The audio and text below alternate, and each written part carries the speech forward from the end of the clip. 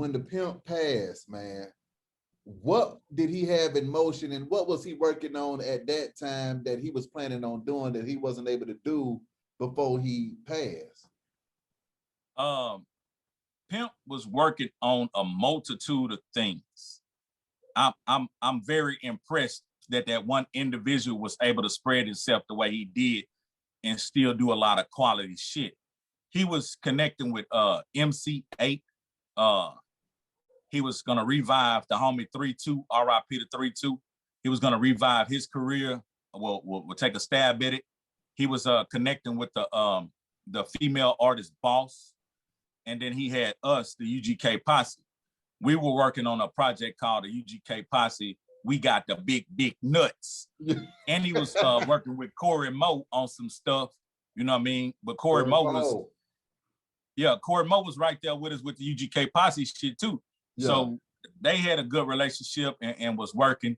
Corey Moe used to get on the nerves, you know what I mean?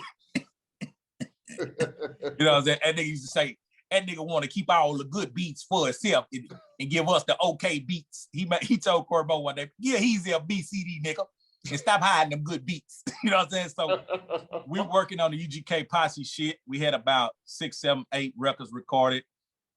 He was getting that in order, like what he was gonna be doing with the label. Mm-hmm. He was going to LA to go get some of his own money because he had a financial advisor and a bitch ass manager out there, you know what I mean? So he was gonna get some of his own bread and do some things, then come back.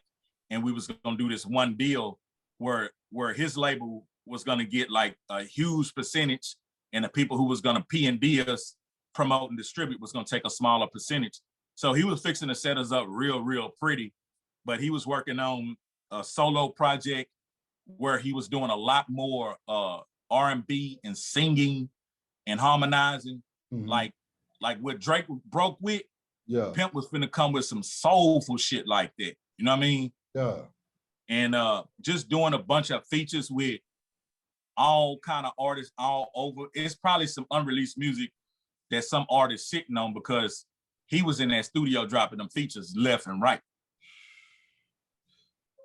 What was it like for you when you found out that he passed and the circumstances around it? I mean, how did you feel about all of that stuff? Man, it was a heavy ass blow. It was catastrophic because days before we was at his high rise in Houston, the whole crew around Thanksgiving, we had did a show with Bun, and Chameleon now was a special guest in Dallas. And then we came to his high rise, and that's when he started announcing some of the stuff we was fixing to be doing. And he was able to express to us that he loved us individually. Like, he showed us a lot of love that day.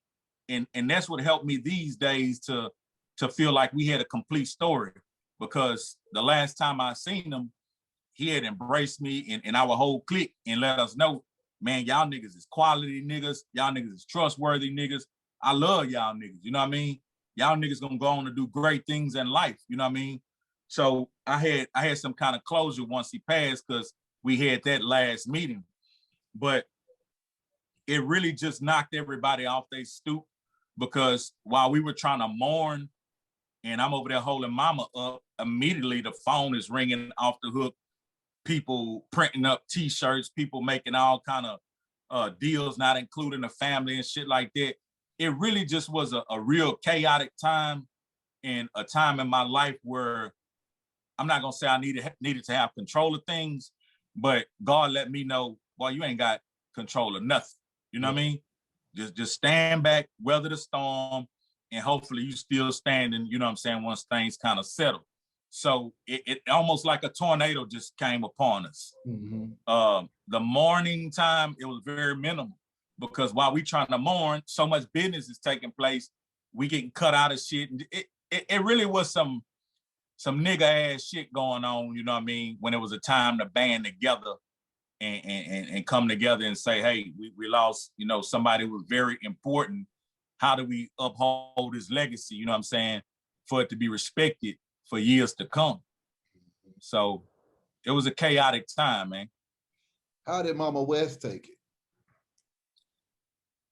When she got the news, I had came back from Houston and I was ripping and running, and my homeboy called me, and he was like, man, sorry about your brother, sorry about what happened to Pimp.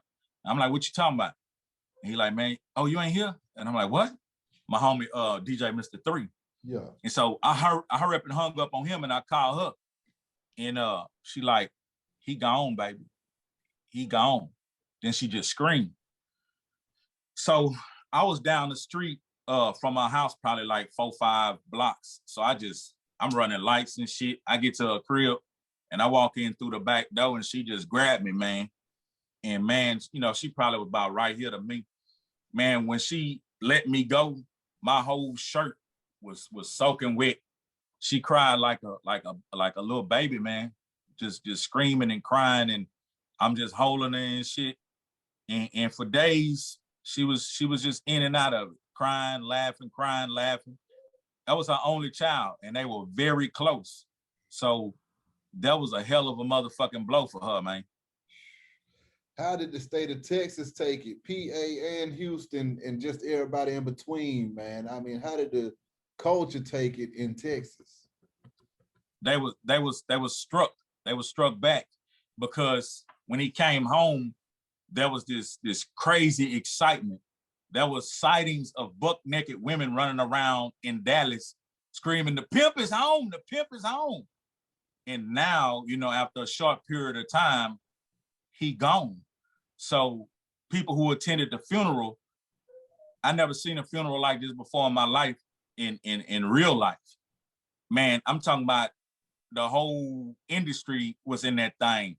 It was at a civic center, so this is a big place, and it was packed wall to wall. They had bleachers and they had, you know, floor seats or whatever, and they had snipers on the roof. It was something totally different. And Houston and the Golden Triangle and just different places, they were pouring in plenty love and condolences.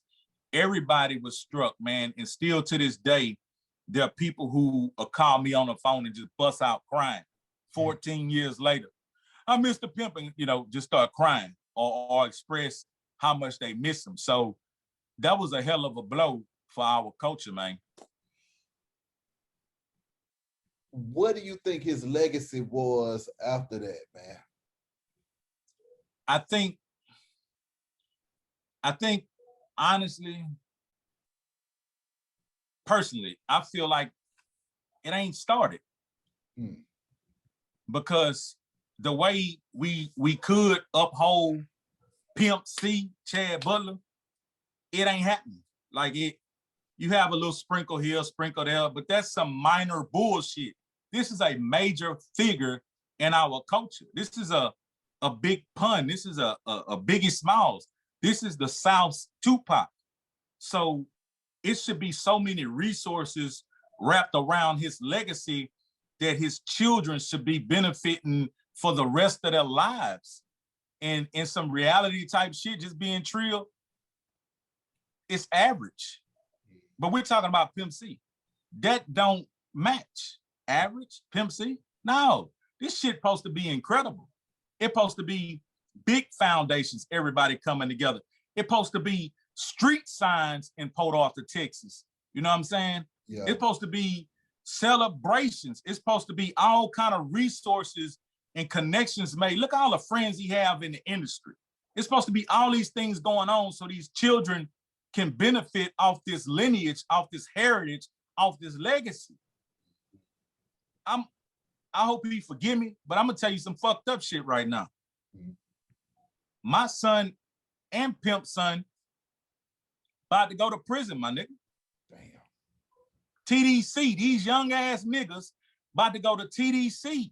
And I feel fucked up about that because I tried my best to scrape the scab for resources and do what I do and yell this shit and represent this shit and push this shit respectfully. Now, I don't know roach shit on some real nigga shit. You know what I mean? But I couldn't say them boys. So these boys finna get a smack on the wrist and see what it's really about. But when they come back, man, I'm gonna work my ass off to accumulate some real resources and some bread to at least give these niggas a fucking stepping stone or something and get their ass off in this game, because that entertainment money, it can't be beat. Once it's broke, it can't be beat. You know what I mean? This other shit with a lack of education, a lack of resources, a lack of connections, man, this shit is minor paid slavery. Yeah. So you talking about a Pimp C child got to go through that type of shit? No. When Mama West passed, how did that hit you? He's knocked my motherfucking head off. Yeah, I'm talking about struck the whole unit. And me personally, we had some plans. We was like, okay, we're gonna get back cracking and try to get a project out, this and that. And you know, just hit the road waving the flag. She was down with the plate. Yeah. And I actually relocated and went to a metropolitan city and started, you know what I'm saying, waving the flag even harder with minimal resources.